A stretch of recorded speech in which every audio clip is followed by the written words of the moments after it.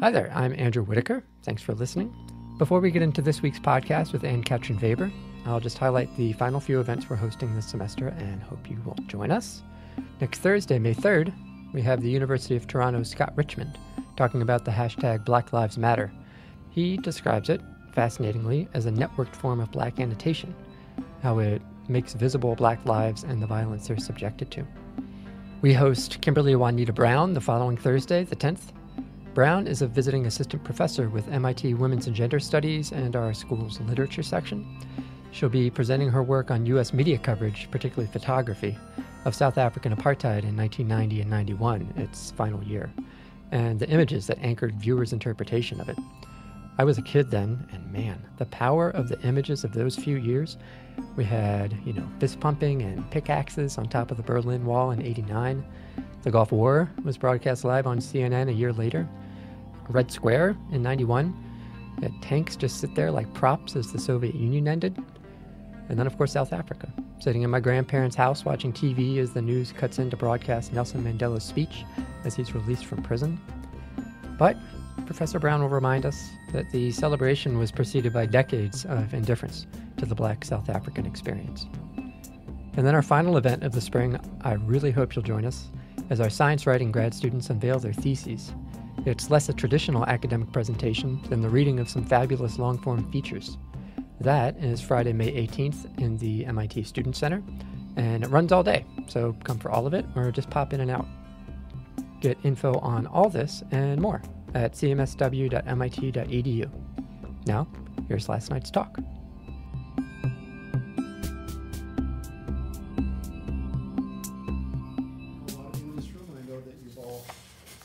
TV viewers, avid viewers of the box. And at least in my research, something I found really intriguing is how narrow our imaginary is when it comes to what television is and what it isn't. So how many people would call surveillance cameras in a grocery store television? Or intrusive medical applications of TV? I remember getting a colonoscopy and sort of in that half drug state you're in, going on and on to the doctor about, wow, how amazing, this is live TV like you've never seen it. There are a lot of modalities to television that we tend not to think of as the televisual. And Anne-Katrin Weber is someone who really does that, works in those spaces in really intriguing ways. We'll hear about some of her research today in terms of closed-circuit television.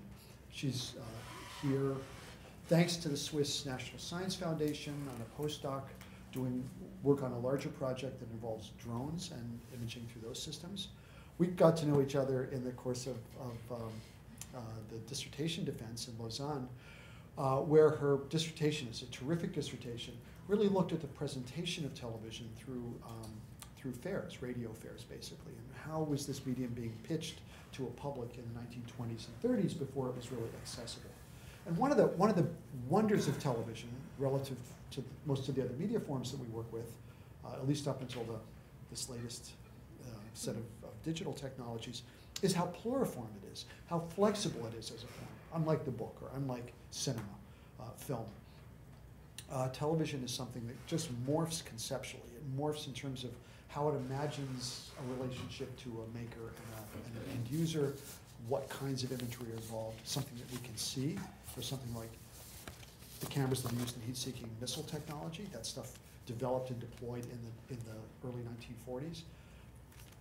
Basically a form of television. So anyway, Anne-Katrin's work has really looked at these kind of very complex forms of the televisual that don't exactly fit the mainstream notion of TV that we work with. And it's a real pleasure to have you back. We saw each other last week, but to have you here. Yeah. And we keep meeting in strange places. Cinémathèque Française in Lausanne. It's good. Good to have you. Welcome. Thank you. Thank you very much. Thank you, William, for this introduction. Thank you to you all for being here despite the end of the semester, the sun. I know it's already a little bit late. I try to be as interesting as possible. And so what I'm showing you today is indeed part of a really new research project that started as a history of televisual uses and technologies during World War II. And in the meantime, it has actually already become a little bit something else, something larger, on television's military-industrial complex, and even more broadly, a research project on CCTV, closed-circuit television systems. And as I would like to discuss during the 45 minutes that I have to do that, is that closed-circuit television systems constitute a central but largely overlooked strand of the medium's history that encompasses most of its development from the 1930s until today, and that allows to rethink television within multiple technological, social, and political contexts. More precisely, I wish to draw a cartography of CCTV uses throughout the medium's history, and this cartography invites us to explore, on the one hand, CCTV's entanglement with military innovation, and on the other hand, to discuss CCTV's uses in the field of activist media, where closed-circuit systems are not conceived as a panoptic apparatus, but form a means of democratic and horizontal communication. So to start, what is CCTV? It's, of course, a technological system, most basically a camera and a monitor or a screen that are connected via cable or today wirelessly. And I mean, you know all these images. I found this CCTV camera. It's supposed to be somewhere in Cambridge that just streams live 24 hours a day. And so this allows me to illustrate that although CCTV is called television, it has actually little to do with what we commonly define as television. That means that CCTV image quality remains most often far below the image quality of our TV sets. Instead of program flow, the CCTV system transmits often static shots from one particular spot, which have little to no informational value. They produce banal images of what Mimi White has called a mechanized liveness. That is a liveness that is boring, ordinary, and structured by monotonous temporality. What is more, standard CCTV systems are transmitting only visual data. In most of the cases, they are mute. Second, obviously, CCTV is also a social and a media system that produces a particular form of visuality, and as such, particular regimes of control and power. And from the 1990s on, CCTV has indeed become the material expression of what David Lyon and others have called the surveillance society. Its almost ubiquitous but often unnoticed presence in our daily spaces technologically sustains the pervasive monitoring and remote policing characteristic of surveillance societies. And to quote Clive Norris and Gary Armstrong, the CCTV gaze is therefore far more than just the friendly eye in the sky. Those subject to the gaze of the cameras cannot challenge the intrusion into the territories of the self.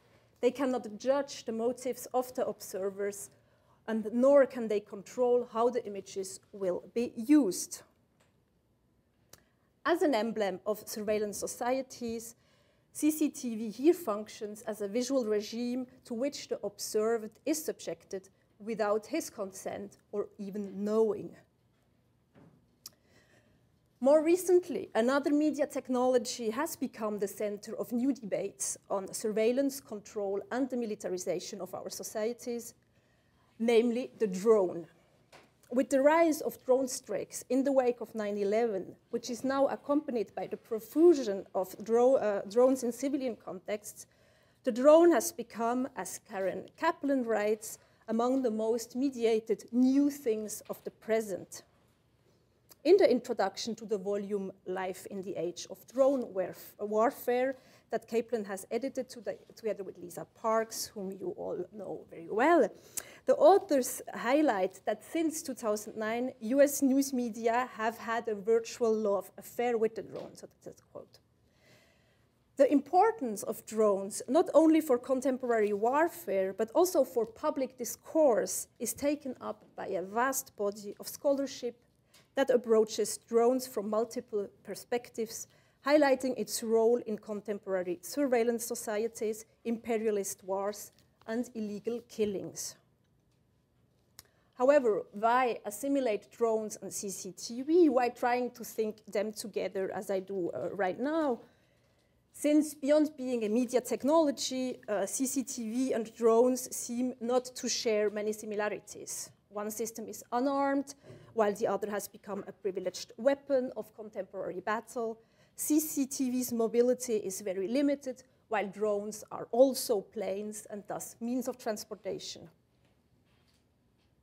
I suggest a comparison in order to highlight their common features and in particular one fundamental quality. Both the drone and CCTV create a network of humans and machines in which the observer and the observed are connected in a closed structure. They constitute a human-machine network of visualities in which each part is interdependent and restricted to the system itself.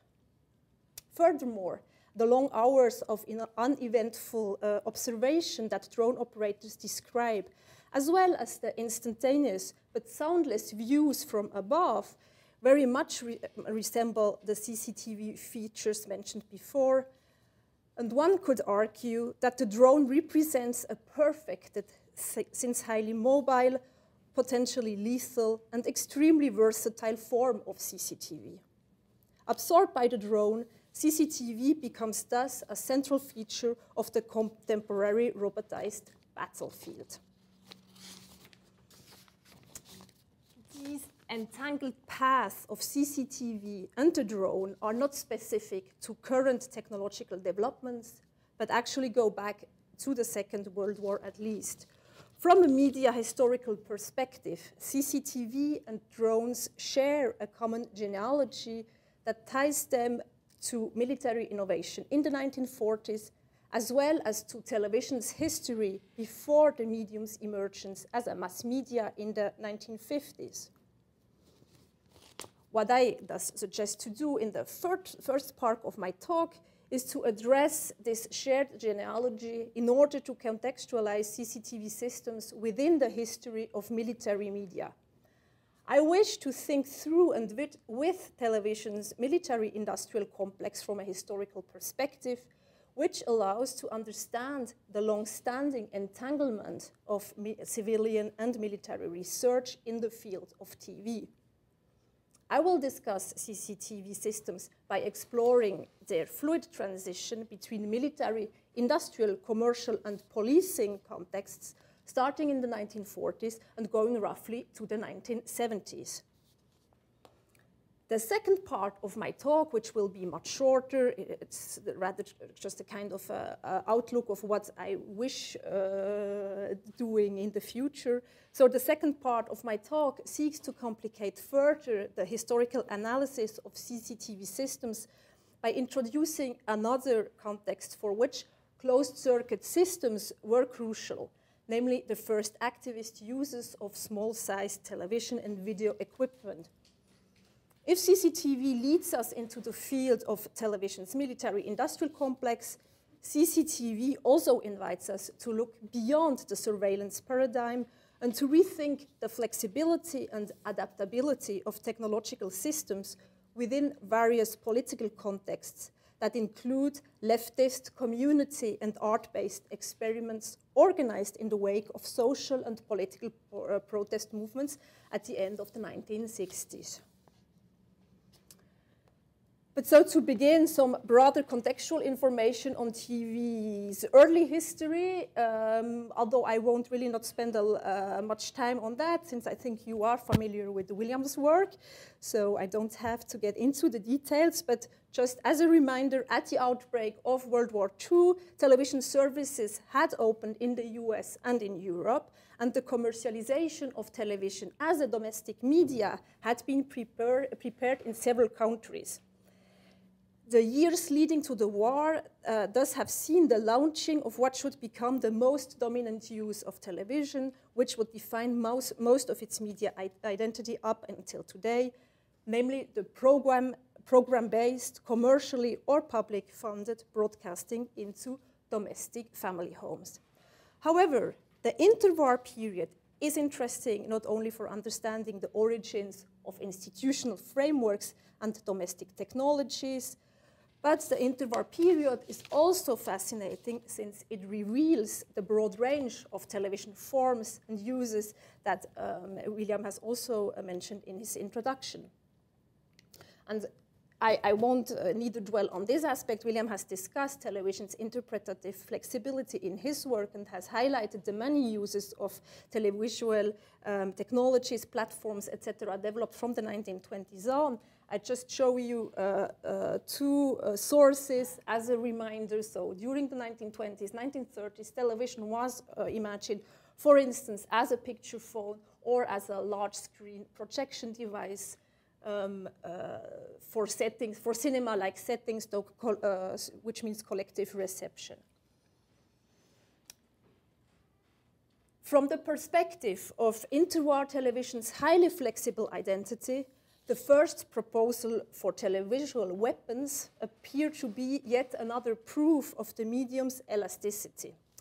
Written in 1934 by RCA's Radio Corporation of America's head engineer for television, Vladimir Zworykin, and titled Flying Torpedo with an Electric Eye, the proposal envisions a televisual weapon that closely resembles contemporary weapon systems, since it embraces remote targeting via visual data transfer.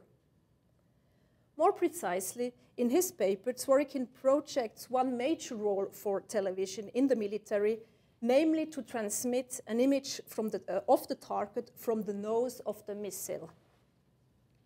In 1934, therefore, and at the same time that Zworykin was working to perfect electronic television for domestic use, Zworykin was also conceiving a military apparatus. This television system was not simply an extension or adaptation of the broadcast media, but established actually a new televisual dispositive apparatus. Instead of conceptualizing television as a program media transmitting from a central point to many receivers, the core of Zworykin's torpedo television was formed by a communication network in which visual information circulated between the target, the torpedo, and the carrier plane. The torpedo can be guided to its target by shortwave radio control, the operator being able to see the target through the eye of the torpedo as it approaches. The carrier airplane receives the picture viewed by the torpedo while remaining at an altitude beyond artillery range. As Katrin Chandler underlines in her discussion of the 1934 paper, Zworykin uses mostly the passive voice. She writes, interactions that would have relied on both image and operator were attributed instead to airplane and camera. In Zworykin's televisual torpedo, the human operator's role was indeed limited. The technical system appeared as almost autonomous. This discursive unmanning of weapons, and more broadly the unmanning of technological systems, represent, of course, a paradox insofar as the human intervention is obviously central to the system. It, however, underscores the imaginary of closed-circuit systems thought of as sealed networks within which the different components form an interconnected but independent structure from which humans are excluded.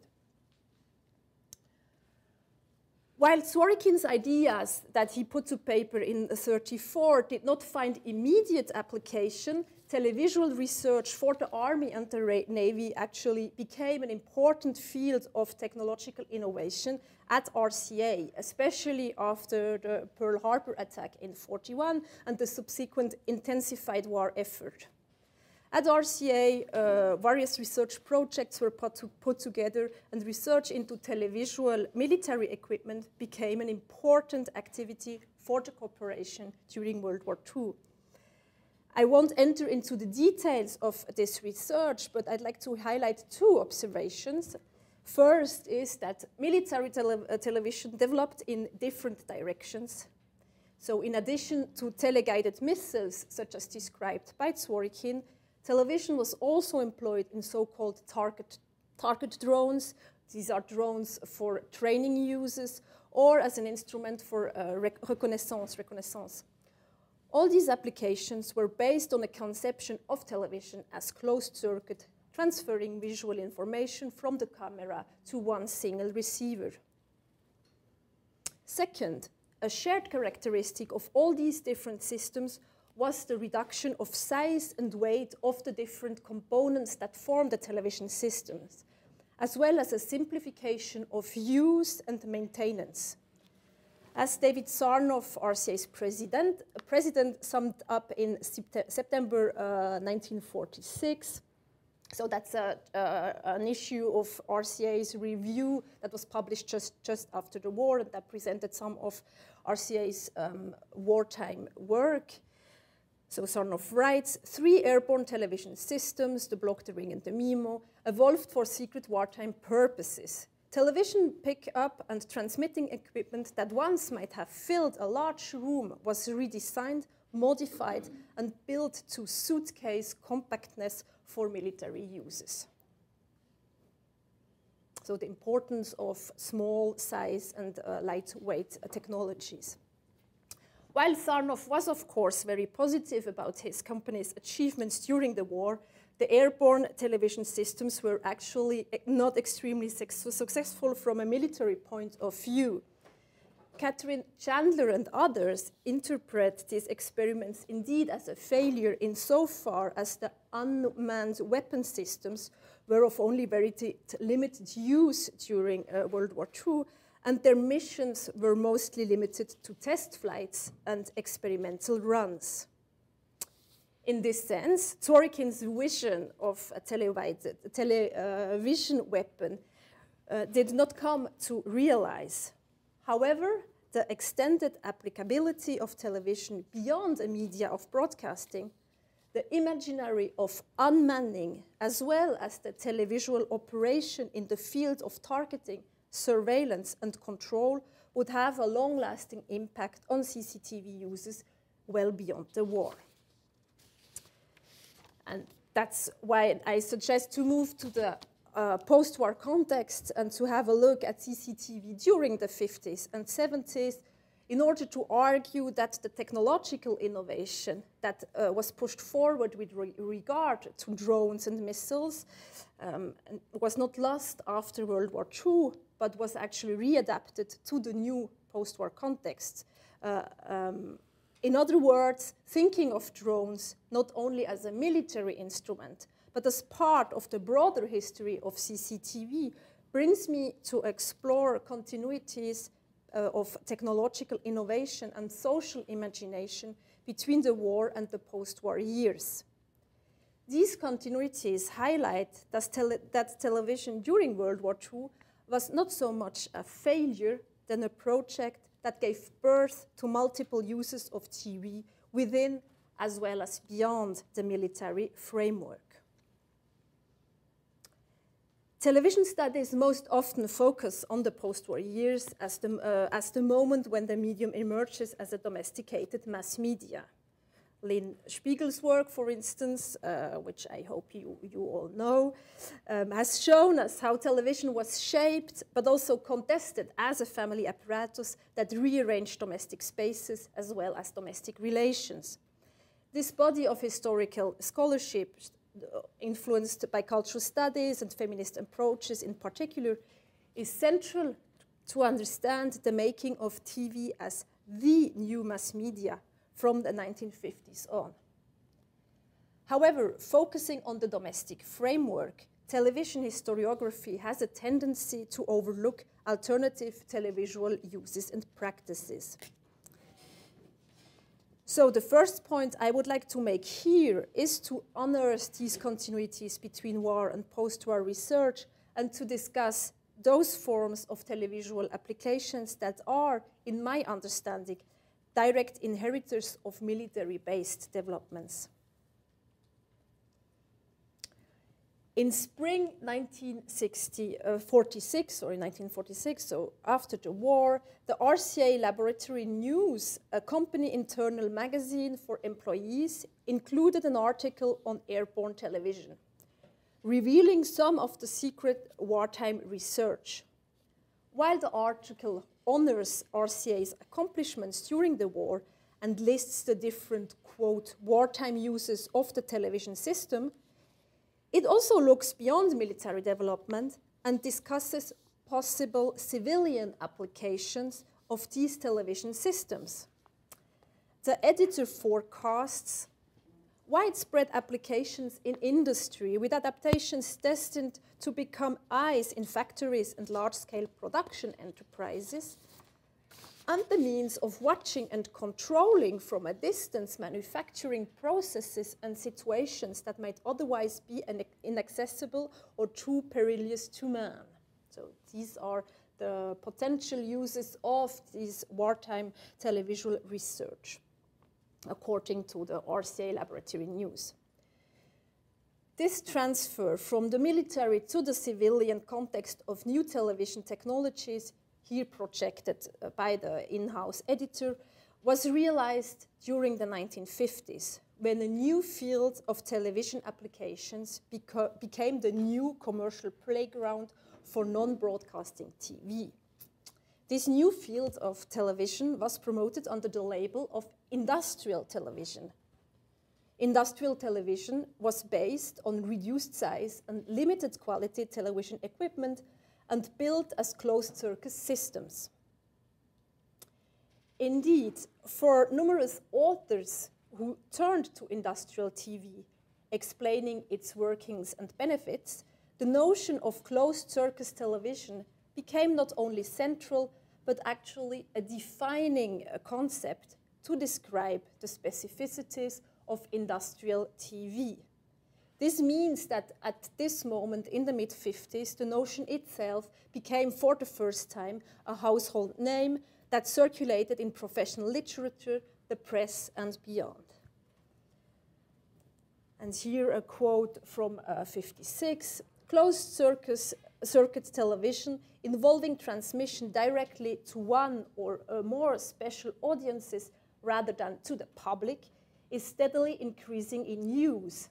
The reasons for its quick and widespread adaptation are simple: ease of operation, labor and time-saving economies. It may be expected to be a basic tool of an ever-increasing number of commercial, industrial, educational, and governmental operations of the future. From the mid-1950s, the applications for CCTV seemed indeed almost universal. Discussed internationally and constituting a transnational phenomenon, industrial TV was thought to encompass a wide range of potential uses. And I just show you a few sources that illustrate these uses that were implemented or at least projected. So the first one is at the factory, the idea of the ID verification. Then you have on the left CCTV within the banks to control the checking, balance, etc. And also there is, I think there is a drive-in counter that uses CCTV. On the right, it's CCTV in educational settings, which was a big part of industrial TV for the universities to broadcast a lecture to several rooms. And here, this wonderful overview of all the uses and fields where industrial TV was actually thought to be useful. So it goes from advertisement to woolen mills, and it includes prisons, of course, police stations, whatever shops, libraries, etc., etc. So it's basically CCTV is for each and every branch of our contemporary modern industry.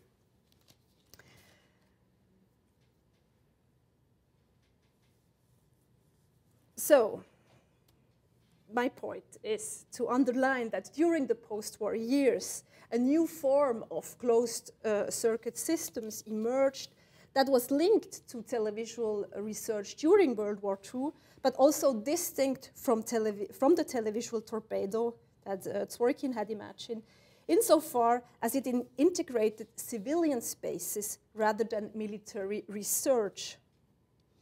And in order to tease out a little bit the meanings of this shift from the military to the factory, to the schools, to the public spaces more broadly, I would like to turn to a case study that is taken from the city where I currently live, which is Lausanne in Switzerland. And so this is a study, a case study about, or a story rather, about traffic surveillance in the early 60s. Lausanne in the early 60s was around the fourth largest city in Switzerland, so it was rather an important city with around 120,000 inhabitants, which is not a lot, of course, compared to US cities, but still, what is actually really important is that in '64, the national fair was held in Lausanne. And so for one season from April to October, Lausanne became the center of Switzerland with a total of over 12 million visitors converging on the fair grounds. And this prospect of massive visitor flows was accompanied in the city parliament by a debate on traffic control in the city center that had already started in the 1950s, so before actually the planning of the fair had started. The discussion held in the city parliament evolved around the necessity to reform the current traffic organization in order to anticipate the growth of private cars and thus traffic volume, which would even increase during the national exhibition, of course. The solution chosen to solve the problem of traffic jams and traffic flows and to render traffic fluid, that was the most important actually aspect of the whole debate, was of technological nature. It was called la signalisation lumineuse automatique, or automated light signaling, which is basically what you all know, the synchronization of several traffic lights over multiple intersections, allowing drivers to drive through the intersections without having to stop at the right light. And this automated light control was promoted under the label Green Wave.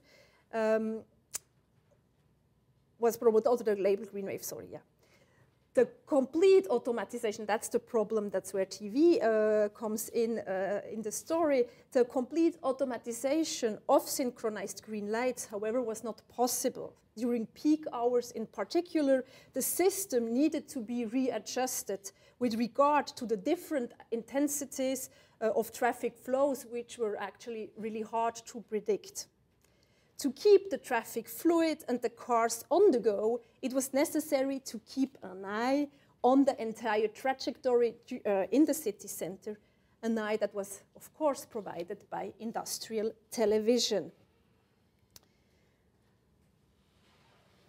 So, each traffic light in the city center was equipped with a television camera monitoring the intersections and the traffic flow, and that's just to give you an idea of what it might look like. The camera was linked by cable to the control room set up at the police headquarters, from which one traffic officer could oversee the entire traffic flow and adjust traffic lights at a distance if necessary. And so what's interesting is that here you see this control room, a picture from '69. In '64, when the system was launched, there were actually only 9 cameras, and so 9 cameras and thus 9 screens. In '69, there are already 16, so it's also a system that is expanding, and more cameras are actually set up in the city center. As one enthusiastic defender of the television system explained, televisual observation complements the signaling. The traffic control room can intervene at any moment, everywhere. It is no longer a succession of blind machines. It is a circulation regulated by an intelligence that understands all the elements of the problem and provides immediate and efficient solutions. Thanks to the televisual equipment, thus, the entire system could now be regulated as a whole. Thanks to television, a henceforth blind network would become intelligent. That's at least the argument of this speaker. What is again striking in this quote is obviously this discursive unmanning of the televisual technology, regulated not by a police officer, but by a control room. This unmanning, again, is at the origin of the system's efficiency and intelligence, epitomized in the idea of the control room, an entirely technological space. And is reflected by other sources from the same period, such as here, the photograph of another traffic control room from the US in '62. Yet again, of course, as with the televisual weapons, the unmanning obviously represents a paradox, since the police officer was literally at the core of the system. The data transmission and image loops provided by industrial TV required adjustment and control, which were executed by the officer. In other words, and to use the cybernetic vocabulary of the 1960s, the televisual system continuously triggered feedback that asked for human intervention. So in Lausanne, industrial TV was first used for traffic control. It was, by the way, the first city in Switzerland that actually implemented such a traffic control system with industrial TV. From the very early debates on, however, the televisual system was also part of the national fair's security design. And that's why I talked about the national fair at the beginning, of course. For the occasion, 6 additional cameras were acquired to oversee the different parking lots around the fair, but also, of course, to oversee the exhibition grounds itself, and in particular the visitors. Again, the control room was set up at the fair for immediate observation, and that allowed for immediate observation and rapid intervention. And this example of the fair also highlights what has been said, or what has been left unsaid rather until now, namely that industrial television may provide efficient solutions to traffic or urban planning problems. It always also potentially functions as a tool of surveillance and an instrument of public control. As one left-wing politician would underline during a heated debate in the Lausanne City Parliament in 1966, the telephoto lenses that are part of the camera, so you can zoom, of course you can move the camera pan and you can zoom. The telephoto lenses allow, a bit like the wiretape, to recognize distinctly anyone in the field of the cameras. And that he had some reason, some actual reason to express his concerns is confirmed by this surveillance footage that is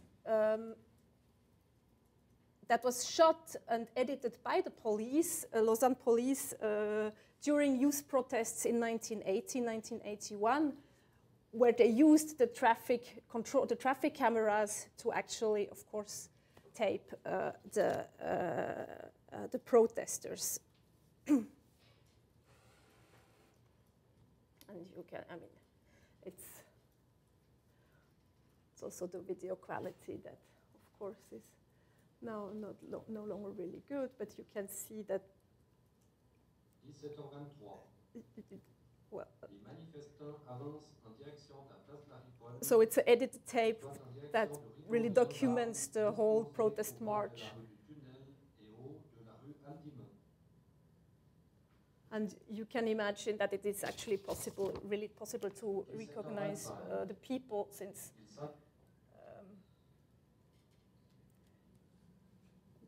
course, the police probably know most of the protesters present. So, to conclude this first part, the televisual application subsumed under the label industrial television did not represent a break with military development, but rather extended into new contexts some of the technological and epistemological fundaments of military television.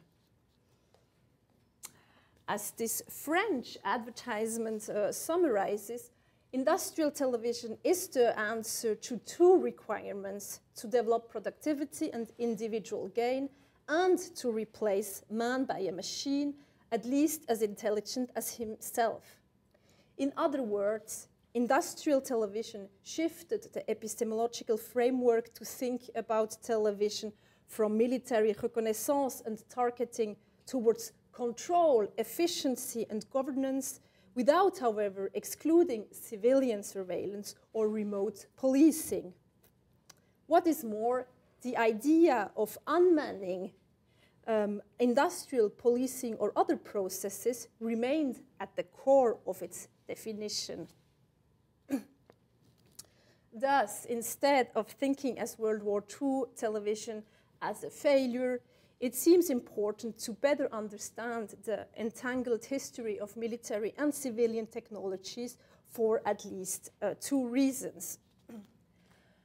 First, as Heide Wasson has argued in her new volume on cinema's military-industrial complex, the military, in her case the US Army and Navy, has been a prolific media producer and distributor whose institutional imperatives have co-constructed cinematic forms and practices that continued after the war. Wasson's survey of military viewing protocols brings to the light the elasticity and malleability of cinema outside the traditional framework of its consumption, namely the movie theater. With regard to the history of television, we cannot stress enough the multiplicity of televisual forms and uses that were projected and developed from the 1920s on. The military-industrial framework represents a central space within which alternative media identities are defined. Second, to think about television's military-industrial context from a historical perspective invites us to question boundaries between civilian spaces and the battlefield, and in particular to better understand their porosity in a long-term perspective.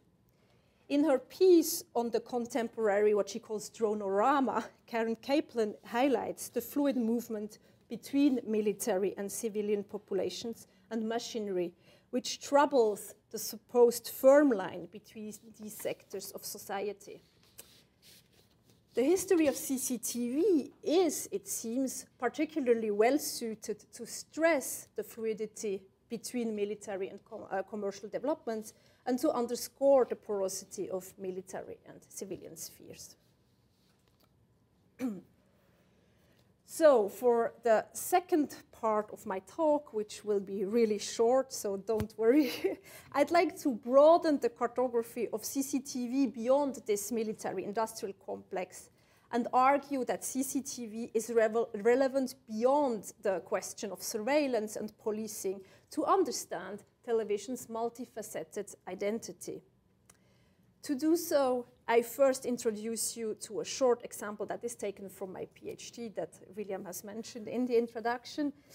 When I came across for the first time, across CCTV systems, although I did not think of them as CCTV systems, I will show you an example in a second, and then. And this will be really definitely the last part, I will move to the 1970s activist experiments using television in community settings that I suggest we can also understand as a closed circuit system. So the first argument I would like to make is that the history of CCTV actually does not start with military innovation or industrial TV, but is part of television's early history in the 20s and 30s, when closed-circuit systems were actually the norm for many demonstrations and public displays. In order to render visible television's capacity for transmitting at a distance, the public had to be able to observe at once the moment of transmission and reception. For television demonstrations, the best way to prove the medium's potential for annihilating space by time was by approaching transmitter and receiver and create a closed-circuit system. In order to demonstrate seeing at a distance, which is like the basic definition of television, the distance was literally made graspable for visitors.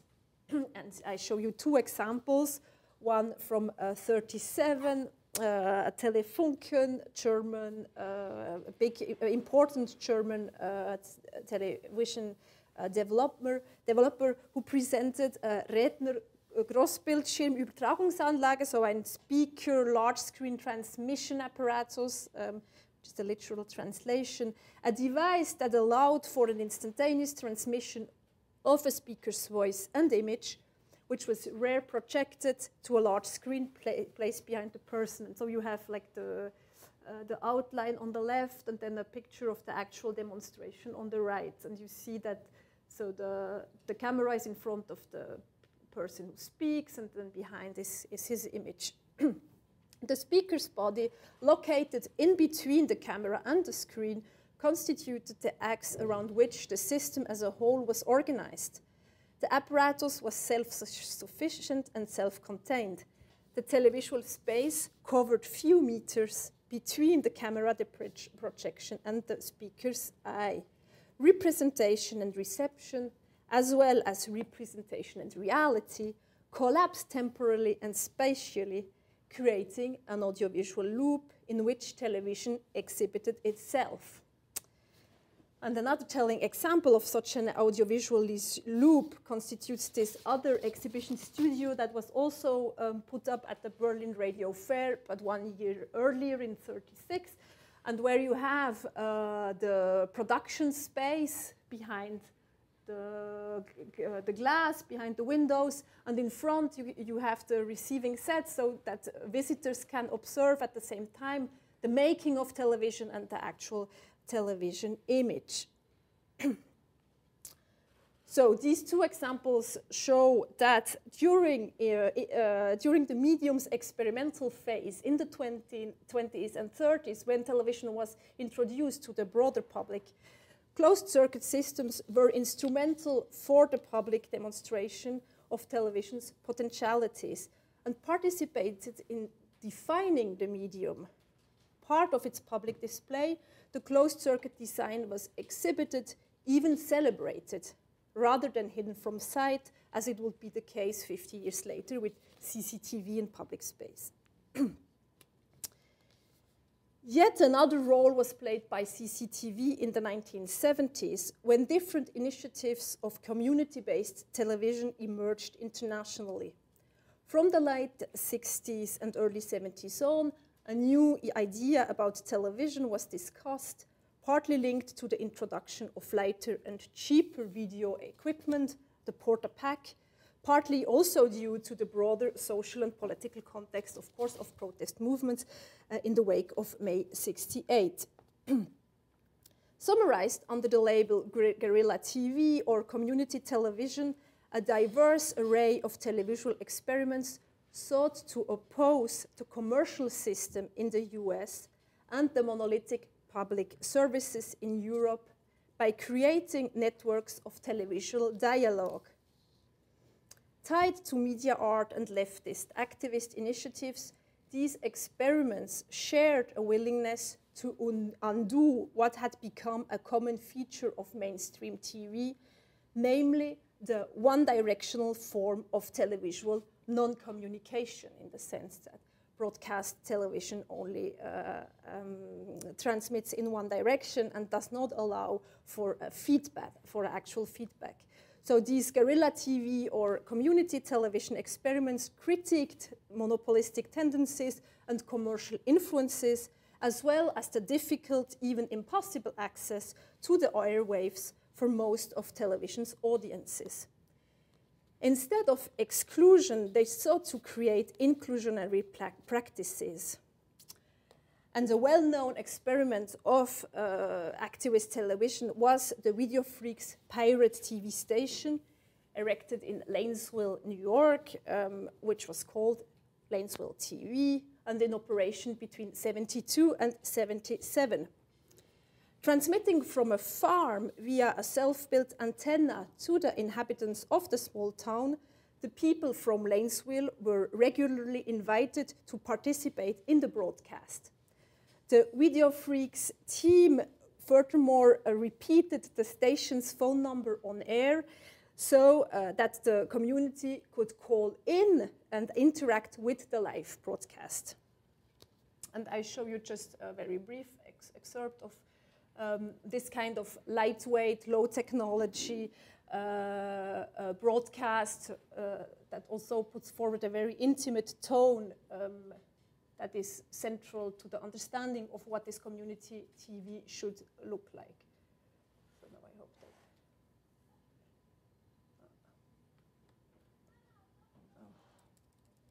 Hello, my name is Is Cctv, and I am back at the television studio with the Lanesville TV buddy. Right now, Marianne and co-workers are picking berries, and then they're going to make jam out of it.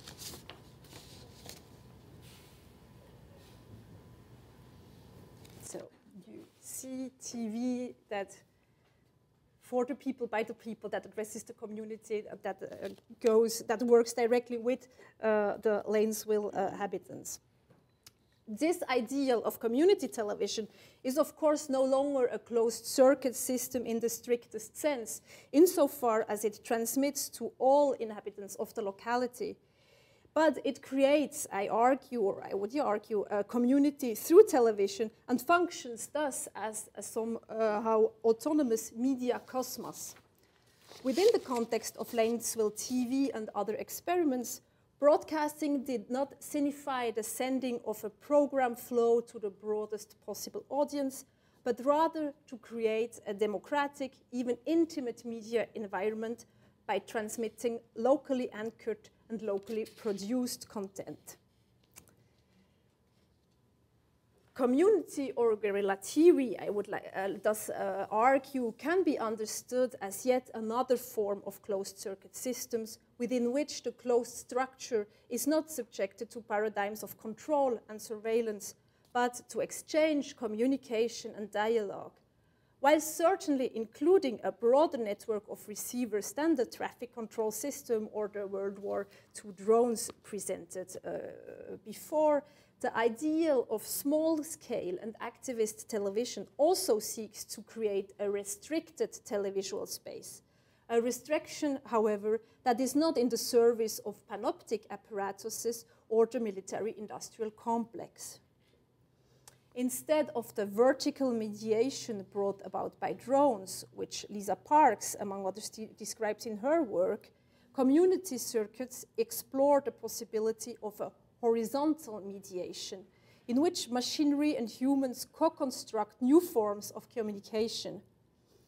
Maybe most tellingly for this shift from vertical to horizontal, from surveillance to democratic exchange, is the fact that in most illustrations that accompanies Videofreex and other collectives' work, the human is not evacuated, but rather put into the center. And that's a drawing from 71, so from one of the projects the Videofreex had actually before launching Lanesville TV, but you see that it is this idea of a closed-circuit system where the people are actually at the center looking at the TV monitors and being able also to intervene with the camera.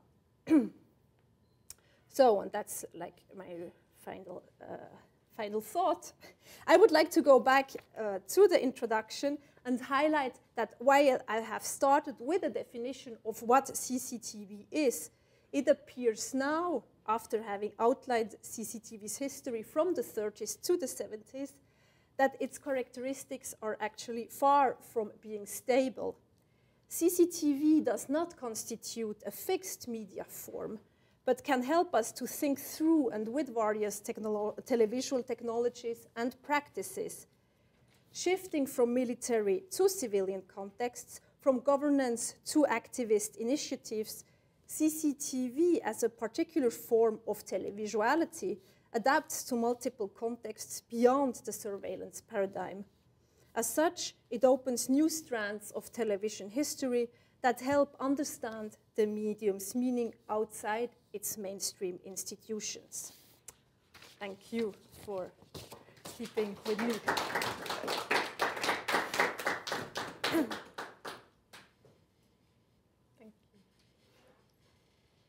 I'm curious what you think about the, like I used to watch MI5 and MI6, the British BBC shows, and so much of like television spy shows like incorporate CCTV like into the sort of televisual style, and then there are some shows even that like movies that are set in elevators, etc., that like always go to that CCTV image as sort of a go-to motif, and so or the convenience store camera like we'll cut to it, right? And so I was wondering what you think about the ways in which like the industry sort of relies on the way our familiarity with that CCTV and how it gets embedded into other forms of media.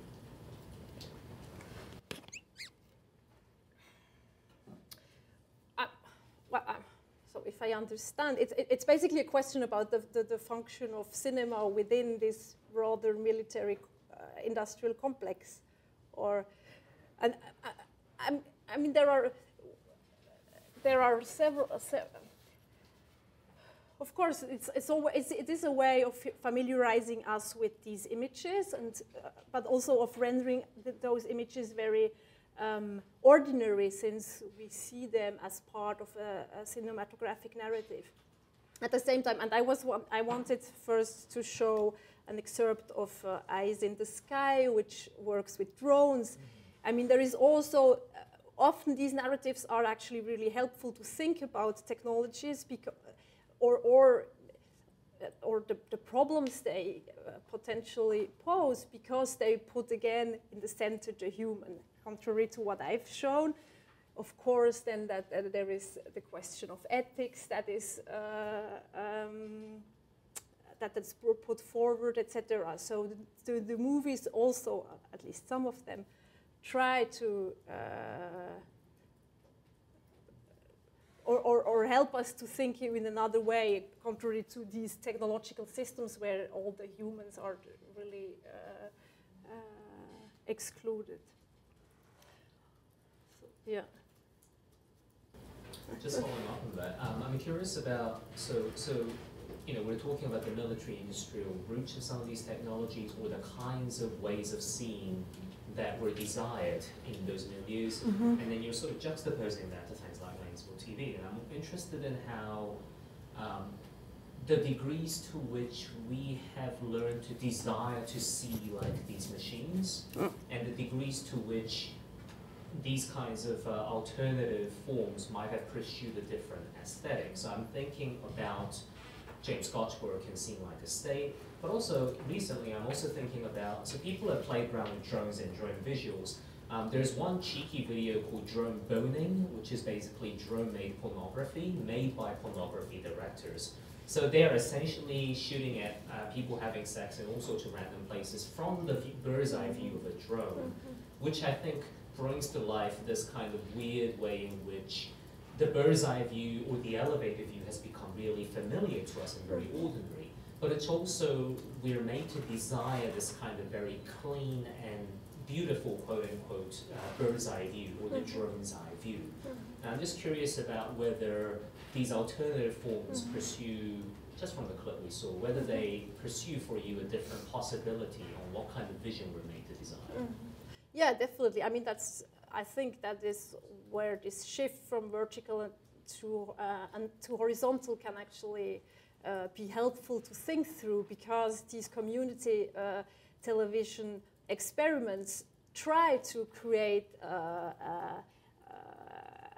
a non-hierarchical system that is basically the person who watches TV is also the person who makes TV.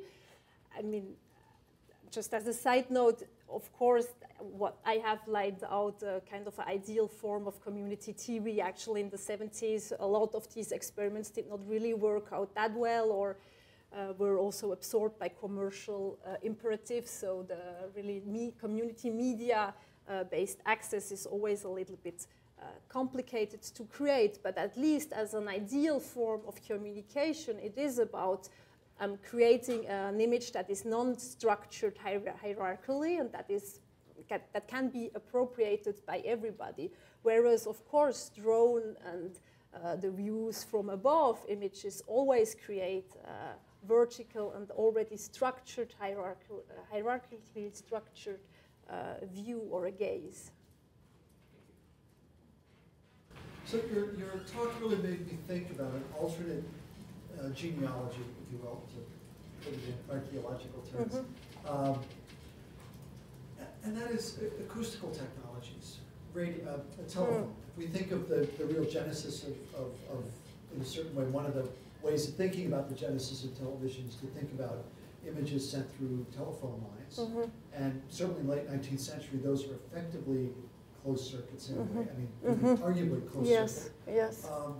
If I think about Lanesville, I think of the party line, the way in which in some small rural communities the telephones were all interlinked and binders, physical binders of community. And then I think about that other thing that's happening in the really early 70s that I think it really makes interesting use of closed circuit, actually coming from sound work, and that's the work of Pike and the Fluxus people working with video art, which is usually plays a lot with closed circuit, reflects on the nature of the closed circuit, but coming completely from sound culture, just being carried over from tape work and planted into video.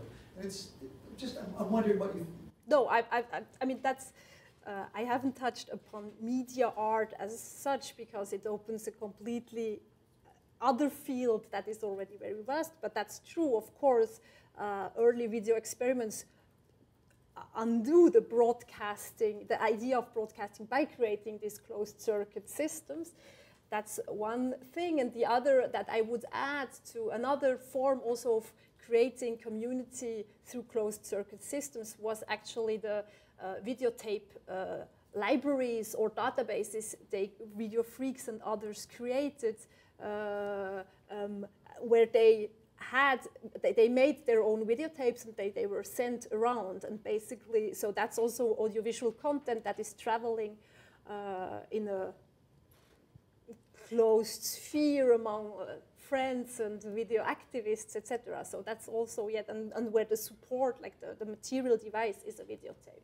That's again, also, it goes back to sound technology because the precedent was the sound tape circulation. Yeah. So I think it is. I mean, that's. I mean, I ask because so much of our, when we think about television, a default is to come at it from visual culture side, when in fact there's an extraordinarily interesting acoustical culture side to it and technology side. Yeah, definitely. And I mean, that's for sure, like from the 19th century, the telephone was the first reference for creating this imaginary of ubiquitous, etc. media, you know that very well. And then, yes, the idea of this alternative genealogy, that's something I'm trying to figure out now, how to think about all these different examples and historical moments that we wouldn't necessarily subsume under the label of CCTV, but that actually produce this televisuality of a closed world or something that is not open, it's not broadcast in this literal sense, but it's really something else. And I think you're right. There are a lot of actually other media forms that would also allow to create other historical narratives from television and other intermedia links from television with other media forms. Yeah.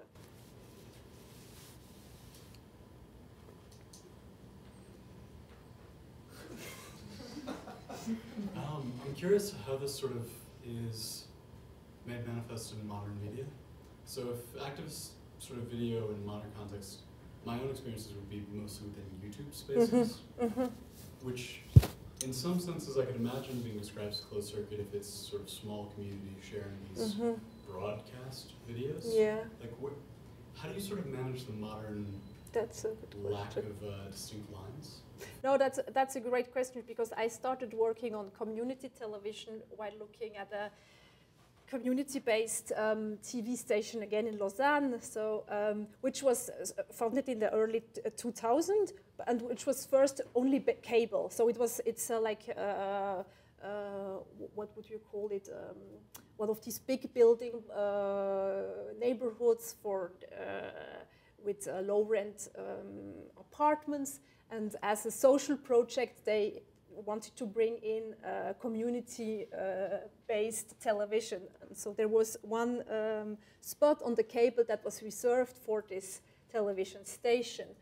And of course, then with the internet, at some point, rather rapidly, these programs got also put on the internet and were thus made accessible to everyone. And it's actually, basically, it's the same with this example here too. Suddenly we can see what was actually planned to be seen only by the really local people. And it poses a question of how to interpret these images that are not directly addressed at us. These images are not made for us, but they are made for a particular community within which all these people, they know each other.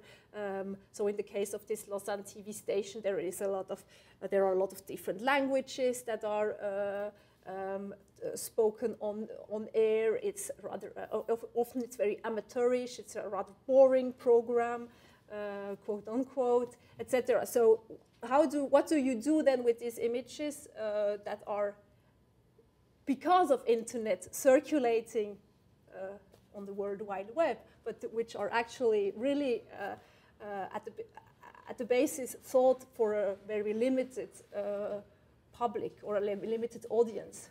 And that's something I think we have to take into consideration when we talk about these kind of videos, and especially about community TV. We cannot judge these broadcasts in terms of an aesthetic, in a sense of, so boring would actually be really a bad adjective to talk about it, because it's not about whether it's interesting or not interesting.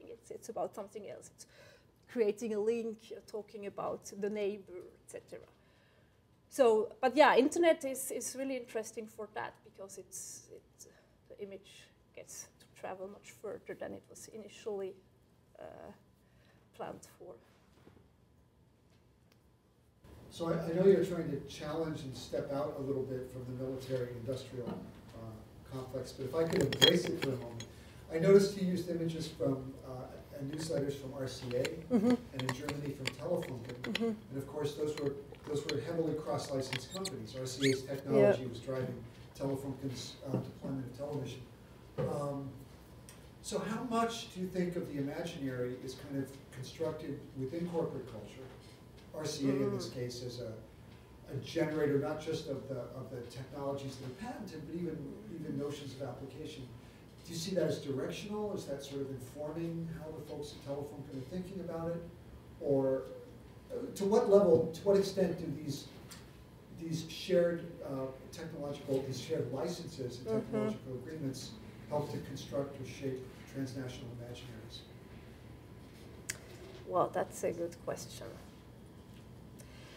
I mean, first thing I would like to say is that I have done some archives, the RCA archives at Hagley Library, and it's always with regard to military development during World War II. There is absolutely no reference to any foreign development at all. It's really RCA. I mean, what we have, the records we have in the US archives are always kind of blending out every... Sanitized. So that's one thing. And then I don't think that the imaginary is only, I mean, it's definitely a transnational one, and I wouldn't say it's only shaped by the corporate culture. It's, of course, broader. So, but and that was part of my project was, but I'm not sure whether it's really doable, but part of my project was to look at which components, which engineers worked on which components, which camera tubes or whatever, and what would they say about these, like really the materiality of these systems, and whether, and I think that would be a way maybe to understand how they, really in detail, how they conceptualized different forms of television.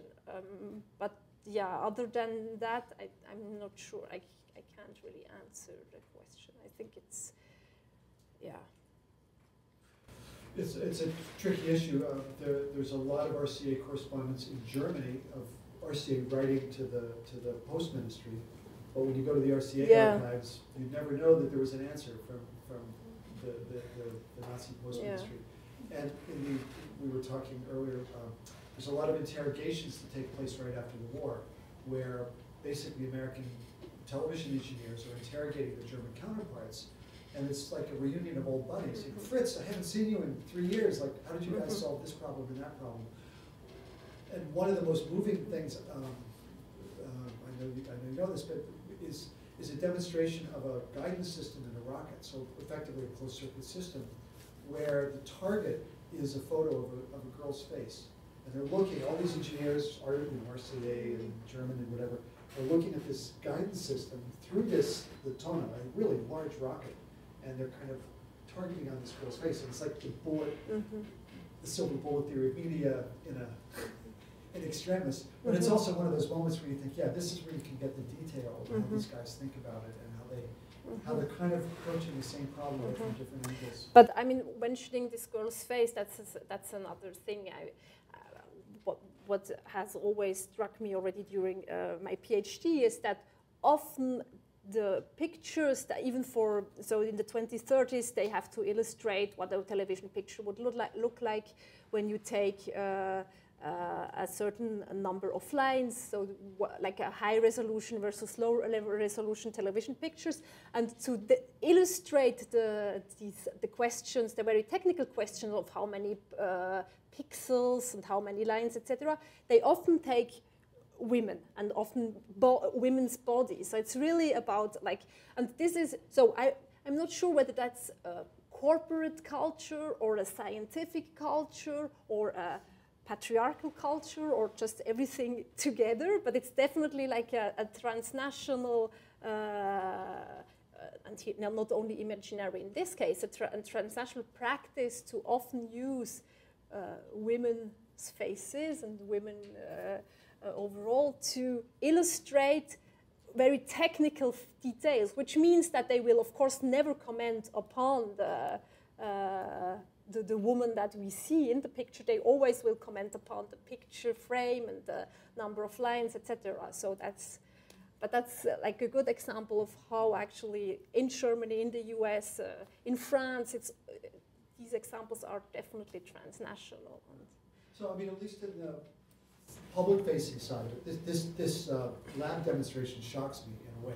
But in the public-facing side of it, I always took it as an attempt, along with the cabinet designs, to sort of domesticate, maybe feminize and domesticate a technology that actually, for hobbyists, was deadly. I mean, radio hobbyists would try to move into TV, and they would die. The voltage was too high. So I read this use of the feminine image, the female image, along with the cabinet designs, the woody. Yeah, to a certain extent, but then it's also, I've seen so many of these pictures in very technical magazines, so that's not something that is really for engineers and professionals, so it's not for, and yeah. Any other questions? Well, in that case, a hearty thanks for... Thank you for staying.